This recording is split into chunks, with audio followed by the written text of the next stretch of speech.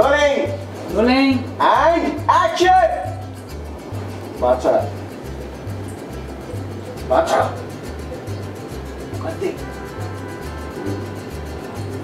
যে ছেলেটি এই শহরে এসেছিল শুধু 3 জোড়া জামা কাপড় নিয়ে, সে আজকে এরকম একটা গাড়ি নিয়ে শুটিংয়ে আসছে। আজান হচ্ছে, তাই জন্য প্রণাম করলাম। ফ্যামিলিটা তো তৈরি হওয়াই ছিল, তো একজন মেম্বারকে তারা খুব আর কি হয় না, খুব ভালোভাবে ওয়েলকাম করেছে। খুব ভালোভাবেই চ্যানেল টপার হয়ে, বা ধরুন যে চ্যানেলে 1 নম্বর সিরিয়াল, এটা এখন নিজের কাছে যেন পরিষ্কার থেকে এবং ঈশ্বরের কাছে যাতে পরিষ্কার থেকে। টিকটিকি আবার ঠিক বললো, এটা আমার পোষা টিকটিকি, আমি নিয়ে আসি এটাকে সাথে করে। তো আরে কি যেতে হিরোকে গোফ আছে যার। রান্নাটা আমি পারি না এবং ইন্টারেস্টও নেই। একটা মনিটর দেখছি, এখন লিখবে না। Yes, action 1 10। এটা দেখে ভাঁজ করো, ব্যাস তুই এদিকে চলে আয়। বাজারের ব্যাগটা আস্তে করে রাখো। নতুন কেউ আসেনি, এখন আমি কাউকে সেরকমভাবে আসতেও দিচ্ছি না, হ্যাঁ, কারণ আসা মানে আবার যাওয়ার পালা। সাসপেন্সের ব্যাপার আছে যে কবে গিয়ে দেখাটা হবে ফাইনালি। দর্শক আমার পাশে আছে, আবার টিকটিকি ঠিক দিচ্ছে। দর্শক পাশে আছে বলেছি, দর্শক টিকটিকি না, দর্শক ঠিক বলেনি, টিকটিকি ঠিক বলেছে। না আগে অংশ হাত তোলো, বন্ধুরা খান। ঠিক আছে, চলো একবার চলো। আমার ছেলে মেয়ে, আমার ভাইপো, এরা সবাই আমার জন্য সারপ্রাইজ বার্থডে পার্টি অ্যারেঞ্জ করছে। আমি আমার সব কাজ নিজেই করি, জুতো সেলাই থেকে চণ্ডীপাঠ, মানে ধরো। কিন্তু সেই পেশেন্টের সামনে যতবারই যেতে চায় যেতে পারে না, তার সাথে দেখা হয় না। সেম নাক, সেম চোখ, সেম গলার আওয়াজ, সব কিছু সেম, শুধু তার নাম আর পরিচয়টা আলাদা। সে বলছে যে সে আরোহী নয়, সে সুনয়না। মানে সুনয়নার সাথে বা আরোহীর সাথে আরুর দেখা হয়নি এখনো, সরাসরি দেখা হবে খুব শীঘ্রই। নমস্কার, আমি বৈশালী, আপনারা দেখছেন টলি স্কুপ। আজকে আমরা চলে এসেছি তুমি যে আমার মায়ের সেটে। আমার সাথে এখন আছে পর্দার অনি অর্থাৎ সুমন। কেমন আছো? ভালো আছি, তুমি কেমন আছো? ভালো আছি। তুমি যে আমার মায়ের কি চলছে এখন? তুমি যে আমার মায়ে এখন চলছে এই মুহূর্তে অনিরুদ্ধর, মানে কি বলবো, এক্স ওয়াইফ বলা যাবে না, অ্যাকচুয়ালি অনিরুদ্ধর স্ত্রী আরোহী, যাকে আমরা গল্পে দেখেছিলাম যে নিখোঁজ বা মারা গেছে এই বিষয়ে কিছু, বাট অ্যাকচুয়ালি সে মারা যায়নি। সে নিখোঁজ হয়েছিল এবং তাকে রেস্কিউ করেছিল একজন ডাক্তার, যে ক্যারেক্টারটা এখানে রাহুল প্লে করছে, ক্যারেক্টারের নাম মল্লার। এবং আমরা ভেবেছিলাম, মানে অনিরুদ্ধ এবং অনিরুদ্ধর পরিবারের সবাই ভেবেছিল যে আরোহী বোধহয় সত্যি সেদিন ওই হসপিটালে আগুন লাগার কারণে মারা গেছে। তো তারপর থেকে আমরা এটা বিশ্বাস করতে শুরু করি যে ও বোধহয় আর বেঁচে নেই।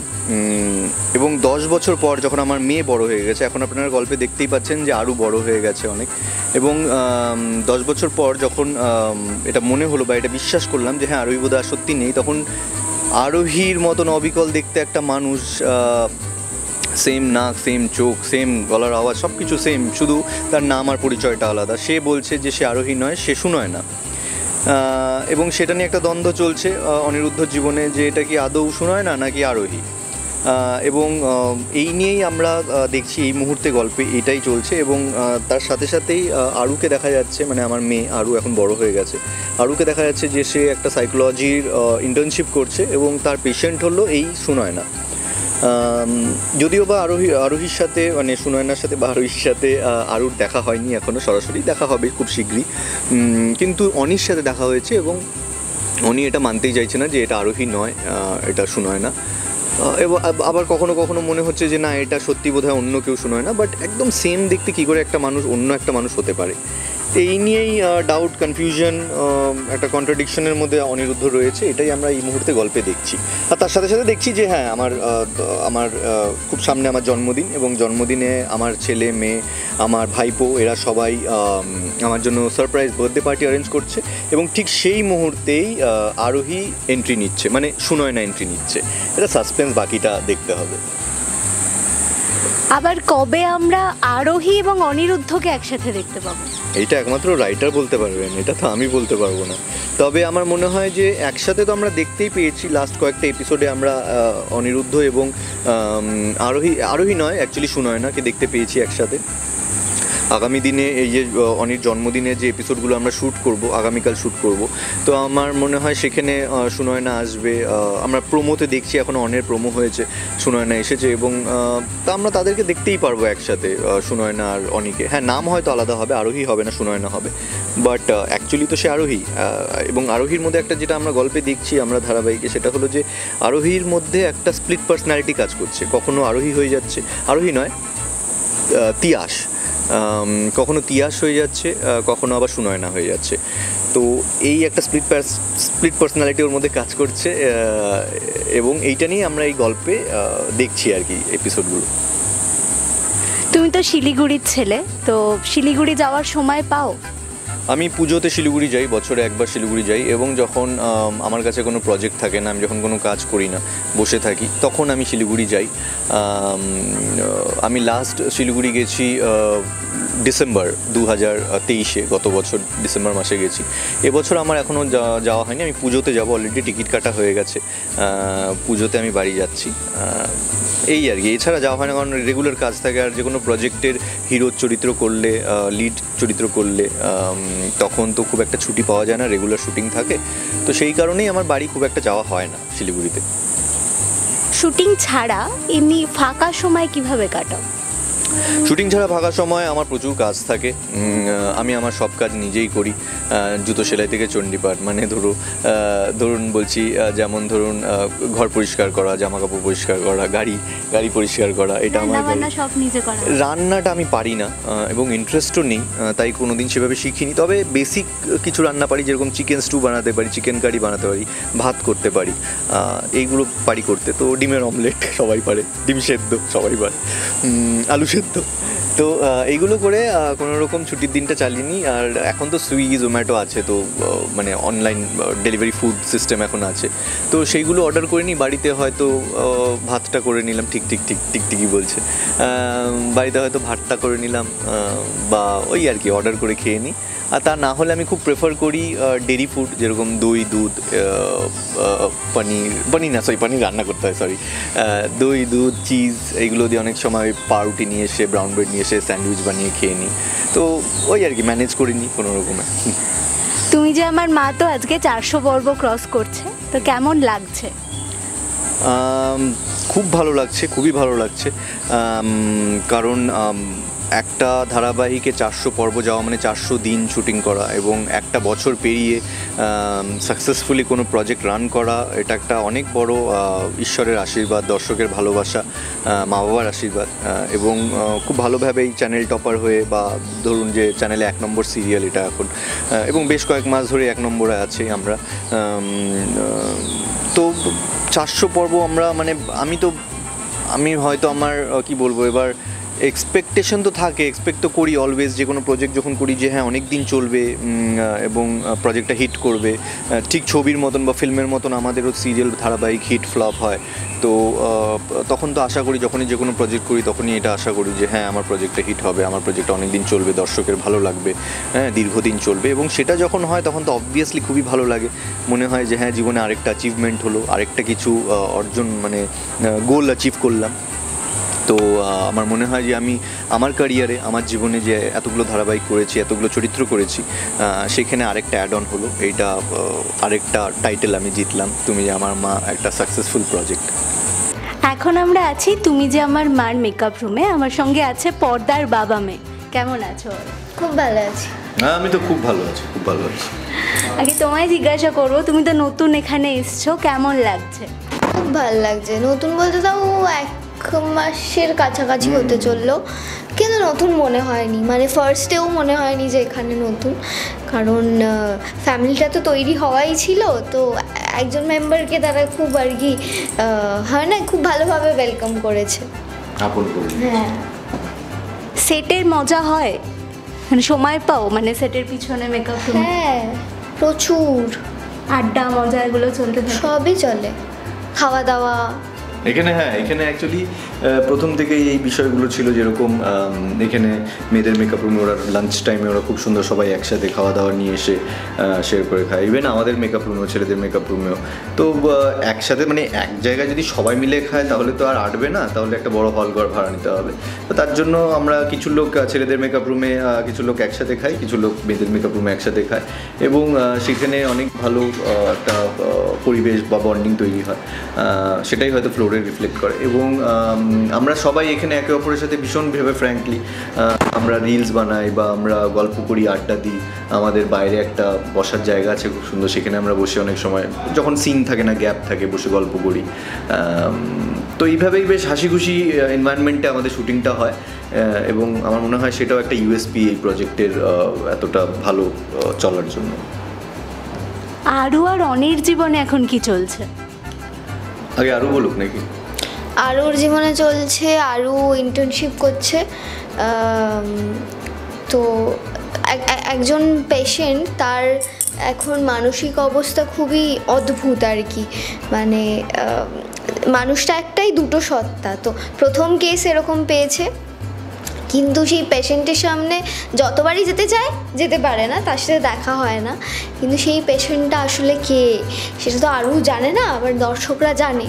ফলে ওইটা একটা খুব সাসপেন্সের ব্যাপার আছে যে কবে গিয়ে দেখাটা হবে ফাইনালি। বাট আমরা হয়তো প্রোমোতেই সেটা দেখছি, যে এখন যে প্রোমোটা অনের হয়েছে, যেখানে ওর পেশেন্ট আর আমার নতুন বন্ধু সুনয়না বাড়িতে আসছে, এবং সুনয়নাই হলো ওর পেশেন্ট, যার অ্যাকচুয়ালি ঘটনাটা ঘটেছে হলো স্প্লিট পার্সোনালিটি যেটাকে বলা হয়। তো তার কারণেই মানে ওর মধ্যে দুটো পার্সোনালিটি কাজ করছে, কখনো তিয়াস হয়ে যাচ্ছে, আবার কখনো সুনয়না হয়ে যাচ্ছে। আসল যেটা হওয়ার সেটা হচ্ছে না আরোহী, সেটা হলেই কিন্তু সব সমস্যার সমাধান হয়ে যায়, কিন্তু সেটা আর হচ্ছে না। কখনো তিয়াস হচ্ছে, আবার কখনো সুনয়না হচ্ছে। তো সেটা নিয়ে এখন গল্পটার, আমাদের গল্পের মোড় আর কি। এবং সেই সুনয়নাই আমাদের আরুর পেশেন্ট, ও এখন সাইকোলজি নিয়ে একটা ইন্টার্নশিপ করছে, এবং সেই সুনয়নাই ওর পেশেন্ট। আর আমার সাথে সুনয়নার অন্যভাবে বন্ধুত্ব হয় বাইরে, এবং আমি ওকে একভাবে চিনি আর ও ওকে আরেকভাবে চেনে, এবং সেই সব কিছুই মানে খুলাসা হবে বা খোলসা হবে আমার অনেক জন্মদিনে, যখন নাকি সুনয়না এই বাড়িতে আসছে। আমরা এসছি আর ডাম শারাট হবে না, এটা তো হতে পারে না। তো তোমাদের সাথে এখন একটু ডাম শারাট খেলবো। আমি আলাদা আলাদা করে তোমাদের ছবি দেখাচ্ছি, তোমাদের অ্যাক্টিং করে বোঝাতে হবে। এ তোমায় দেখাচ্ছি, বোমটা তুমি ধরো। এইটা না খুব ডিফিকাল্ট হবে, জানো তো বোমটা। আচ্ছা, আমি ধরছি, ও দেখাবে। এটা হচ্ছে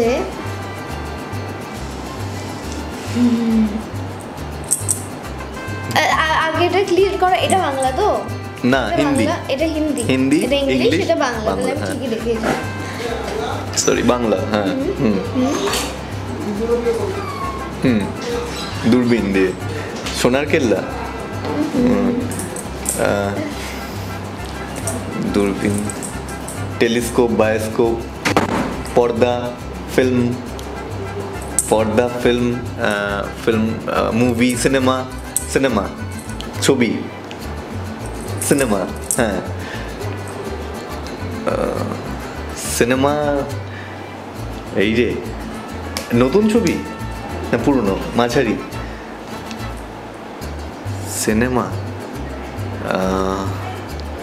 সত্যজিৎ রায়ের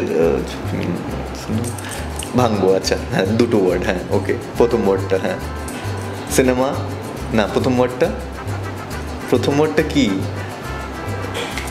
তুই প্রথম ওয়ার্ডটা একটু তো হিন্ট দে। এবিসিডি বলতে থাকো না। আচ্ছা, ওই ABCDEFGHIJKLMNOPQRSTUV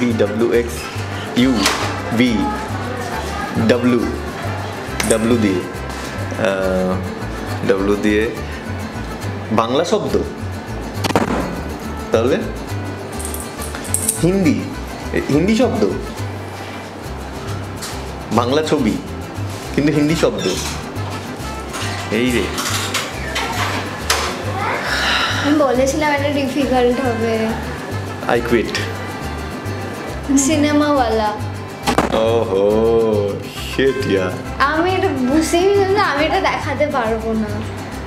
সিনেমাওয়ালা আমি জানি না এই ছবিতে কে আছে, আমিও দেখিনি। মেরা সব দেখ লিয়া। আচ্ছা এবার মাইকটা ধরতে হবে তো।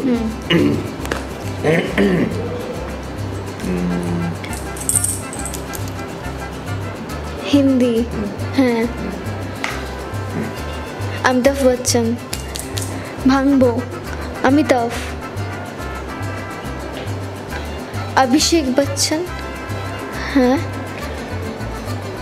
হিন্দি, অভিষেক বচ্চন, ভাঙবো, কি ভাঙবো, অভিষেক, অভি, বচ্চন, বচ্চন, বচ্চন পান্ডে নাকি কি বচ্চন জানো, বল বচ্চন। তোমার কাছে যাচ্ছি।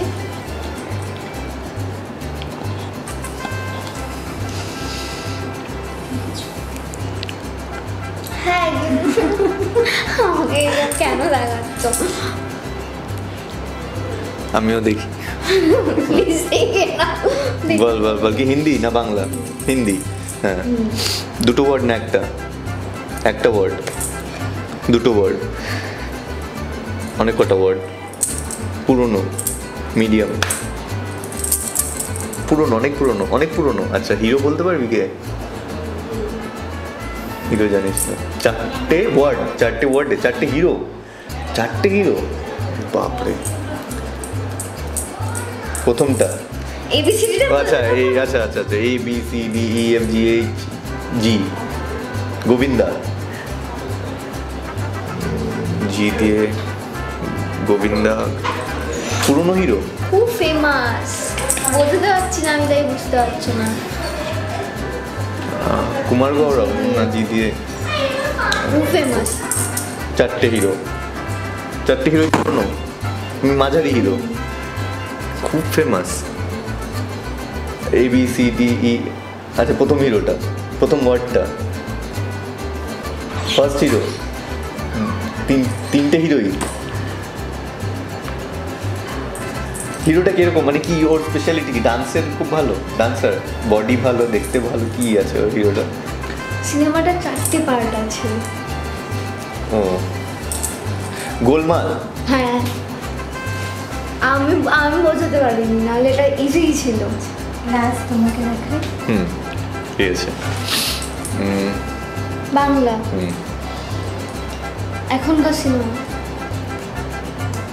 হেভি হিট, প্রজাপতি, বাংলা এখনকার। গোফ আছে, গোফ কার আছে গো? আরে কিছু তো হিরোকে গোফ আছে যার।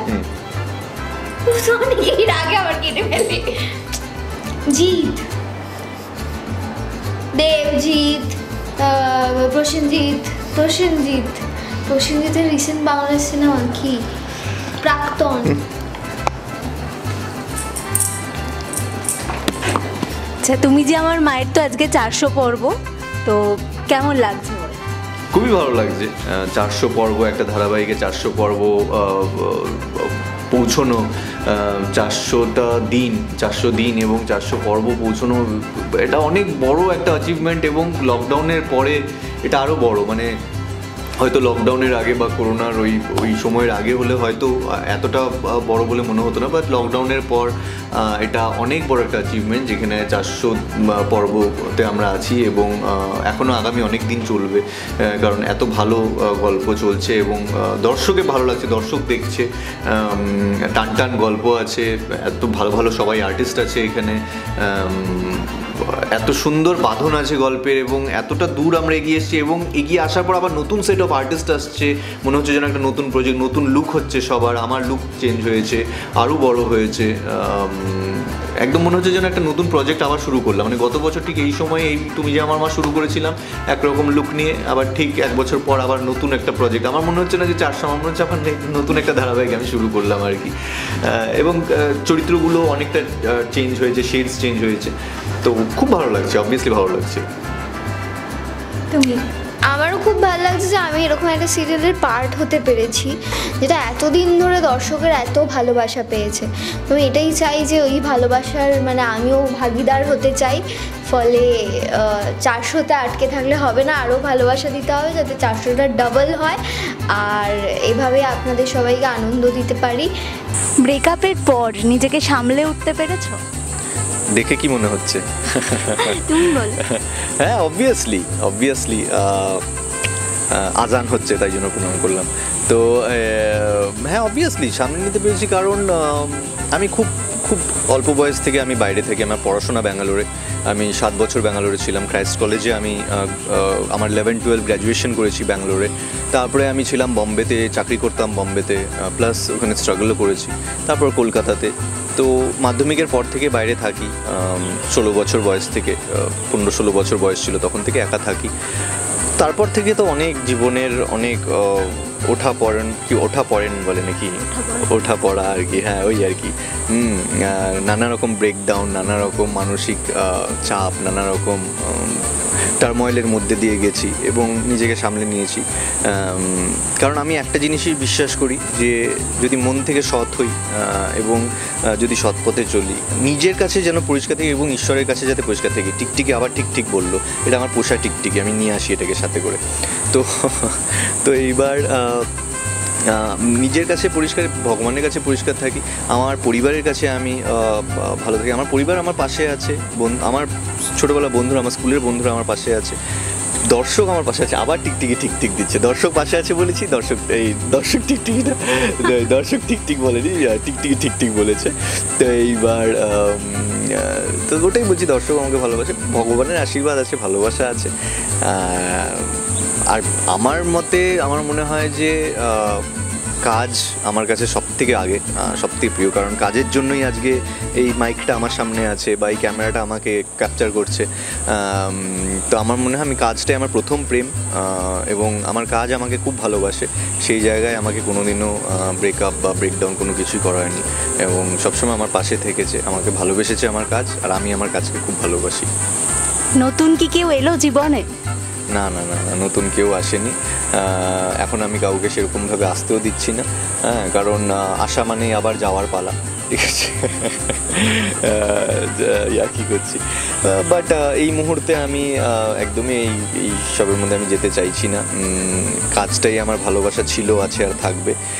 বাকি যেটা লেখা আছে, এখানে লেখা আছে কপালে 4 আঙ্গুলের মাঝে লেখা আছে, নতুন আসবে, যাবে না থাকবে, এটাও ঈশ্বর জানেন, এবং ঈশ্বর ঠিক করে রেখেছেন, নিশ্চয়ই কিছু ভালো ভেবে রেখেছেন আমার জন্য। বাস ওটাই অপেক্ষায় আছি আর কি। দর্শকদের উদ্দেশ্যে কি বলবেন? দর্শকদের কাছে আমি চিরকাল কৃতজ্ঞ ছিলাম, আছি আর থাকবো, কারণ আজকে 12 বছর হলো আমি এই ইন্ডাস্ট্রিতে কাজ করছি, এবং দর্শকের এত ভালোবাসা, এত আপন করে নেওয়া আমাকে। যে ছেলেটি এই শহরে এসেছিল শুধু 3 জোড়া জামা কাপড় নিয়ে, সে আজকে এরকম একটা গাড়ি নিয়ে শুটিংয়ে আসছে, তো এটা তো দর্শকদের ভালোবাসার জন্যই অবভিয়াসলি। আবার টিকটিকি দিয়েছে, ঠিক আছে, বললাম না পোষা টিকটিকি আমার সাথে নিয়ে আসি আমি। তো এইবার দর্শকদের ভালোবাসা, আশীর্বাদ আমার সাথে আছে, এবং কৃতজ্ঞ ছিলাম, আছি, থাকবো। আর মন থেকে সবসময় মন থেকে আমি রোজ যখন বাড়ি ফিরি শুটিং করার পর, তখন আমি মন থেকে দর্শককে ধন্যবাদ জানাই যে তারা আমাকে এতটা ভালোবাসা দিয়েছে। আমি এতগুলো কাজ করেছি এই 12 বছরে, এতগুলো চরিত্র করেছি, এবং সব কটা দর্শকের মনে আছে। আমাকে আজও আমার প্রথম কাজ, দ্বিতীয় কাজ এবং মাঝারি যে কাজগুলো করেছি আমি 5-6 বছর আগে, সেই চরিত্রের নামে আমাকে চেনে, আমাকে ডাকে যে তুমি ওই চরিত্রটা করেছিলে ওই ধারাবাহিকে, এখন বলতে পারছি না, অন্য চ্যানেলে কাজ করছি, তো আমাকে বলে যে তুমি ওই চরিত্রটা করেছিলে ওই চ্যানেলে, এই কাজটা করেছো, তোমাকে আমরা দেখেছি অনেক। অবভিয়াসলি এটা একটা বড় অ্যাচিভমেন্ট, ঈশ্বরের আশীর্বাদ, মা বাবার আশীর্বাদ, আর দর্শকের ভালোবাসা। আর দর্শকের কাছে আমি সবসময় কৃতজ্ঞ ছিলাম, আছি। হাত জোর করে তাদের কাছে আমি আমার কৃতজ্ঞতা জানাচ্ছি এবং ধন্যবাদ জানাচ্ছি। Thank you so much, thank you. আর দেখতে থাকুন তুমি যে আমার মা, রাত 9টায় শুধুমাত্র কালার্স বাংলায়। Thank you. কেমন লাগলো এই পর্বটি অবশ্যই জানাতে ভুলবেন না। কোথায় থেকে দেখছেন সেটাও আমাদের জানাবেন, তাহলে আমরা বুঝতে পারবো কত দূর আমরা পৌঁছতে পারলাম। দর্শকদের কাছে আমাদের বিনীত অনুরোধ, আমাদের চ্যানেলটি সাবস্ক্রাইব করুন এবং পাশে থাকা বেল আইকনটি প্রেস করে অল নোটিফিকেশন অন করে রাখুন। আমাদের ফেসবুক এবং ইনস্টাগ্রামে ফলো করে রাখুন, যাতে আপনাদের কাছেই সবার আগে আমরা পৌঁছে যেতে পারি খুব দ্রুত। পর্বটি আপনাদের ভালো লেগে থাকলে লাইক, কমেন্ট এবং শেয়ার করতে ভুলবেন না, তবেই আমাদের প্রচেষ্টা সার্থক হবে।